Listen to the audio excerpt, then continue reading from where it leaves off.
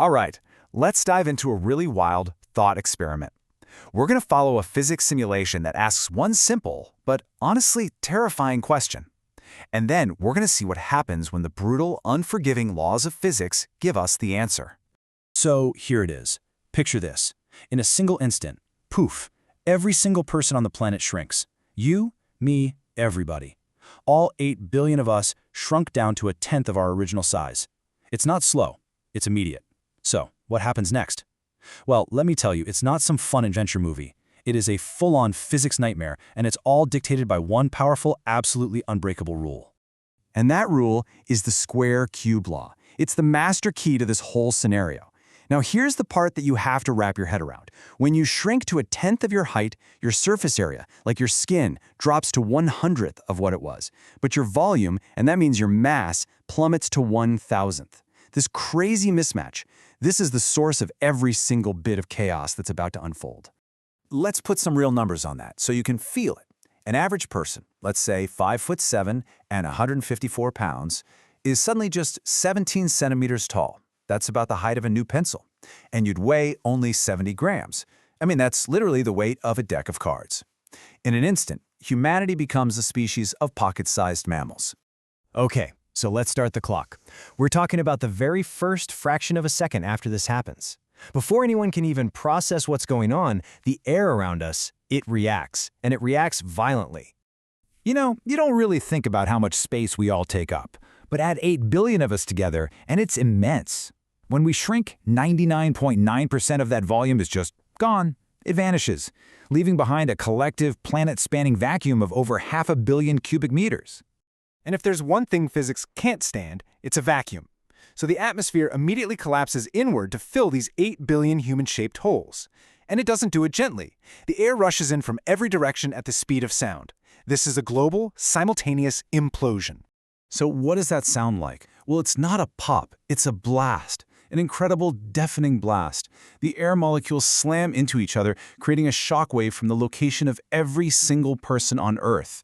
We're talking about 169 decibels. That is so far beyond loud, it's not even sound anymore. It's a physical force. It's like having an artillery cannon go off right next to your head. Now zoom out and look at the whole planet. If you add up the energy from all those billions of little implosions, what do you get? Well, you get a planetary scale event. The numbers are just staggering. It works out to a release of about 13.5 kilotons. And to put that number into perspective, 13.5 kilotons is roughly the size of the atomic bomb dropped on Hiroshima. But here's the truly terrifying part. It's not one bomb in one city. It's as if that nuclear bomb was shattered into 8 billion pieces and detonated as tiny, powerful shockwaves across the entire populated world, all at the same time. Nothing would be untouched by the sound. Okay, so if you somehow survived that planetary thunderclap, your very next problem is gravity. You were just standing on the floor or sitting in a chair, right? Well, that floor is now dozens of feet below you. You are, quite simply, falling. But this is where physics gives us a very strange and very cruel twist of fate. The biologist J.B.S. Haldane explained this perfectly almost a century ago. Small things, they just don't fall like big things. Their relationship with air resistance is completely different. A mouse can survive a fall that would absolutely destroy a human. And we are now essentially mice. I mean, just look at the numbers here. It's wild. A normal-sized human hitting the ground has over 100,000 joules of energy. It's over. But our new, tiny 70-gram body, just 10 joules. That is a 10,000-fold reduction in impact energy. Your bones are now so much stronger relative to your weight that you could probably fall off a skyscraper and just walk it off. But here it is. Here's the paradox. The same physics that just saved you from becoming a splat on the pavement is now going to kill you just a lot more slowly. Because that very same square-cube law has turned your own body into a thermodynamic death trap. Think about it like this. You lose heat through your skin, your surface area, but you generate heat with your entire body, your volume. Well, now your surface area is 10 times larger relative to your volume. It's like you'd become a tiny, super inefficient radiator. To maintain your body temperature, your metabolism would have to go into absolute overdrive. You would be in a constant, frantic war against freezing to death every second of every day. And how are you supposed to find food for this raging metabolism? Well, you can't. The world you built is now completely inaccessible. Take your phone. Right now it's light, but after you shrink, it weighs almost 2.5 times your entire body weight. Picking it up would be like a normal person trying to deadlift a 375-pound slab of rock. All of your tools, your technology, your infrastructure, it's all just giant, useless monuments now. So, if your own biology doesn't get you, let's turn to the outside world. Because every little thing you never even gave a second thought to is now a lethal, monstrous threat. A simple rainstorm is now an artillery barrage. A single raindrop falling out of the sky will hit you with the relative force of a 260-pound weight, causing massive internal injuries. And if you survive that, watch out for puddles. A simple puddle isn't just water anymore. At your new scale, the surface tension of water is like glue. It's an inescapable trap that will suck you in and drown you.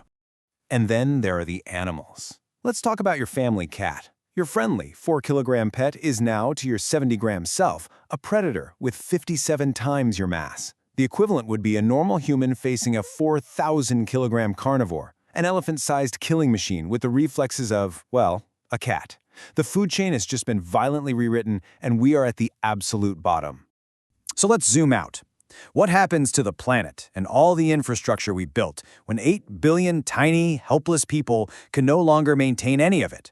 The answer is a slow-motion collapse with one very, very loud finale. First, here's a fascinating little detail. The Earth actually speeds up. By removing the nearly 500 million tons of our collective mass from its surface, we actually shorten the day by 16.2 nanoseconds. It's a real physical change, but it's so infinitesimally small it proves a chilling point. On a geophysical scale, the planet itself doesn't even notice we're gone. But our technology? Oh, it certainly notices. This timeline here shows the unstoppable countdown to disaster. Within a day, power grids fail. For about a week, the emergency diesel generators at the world's 440-plus nuclear power plants keep the cooling pumps running. But then, the fuel runs out, the pumps seize up, and the cores begin to melt. And this isn't one Chernobyl. It's over 400 Chernobyls and Fukushimas, all happening within weeks of each other. As you can see on this chart, the disaster is concentrated in the northern hemisphere, which will be blanketed in continent-spanning clouds of radioactive fallout, poisoning the world for centuries to come. And this is the end result. The violent, sudden termination of the age of humans. The world we leave behind is radioactive, overgrown, and wild.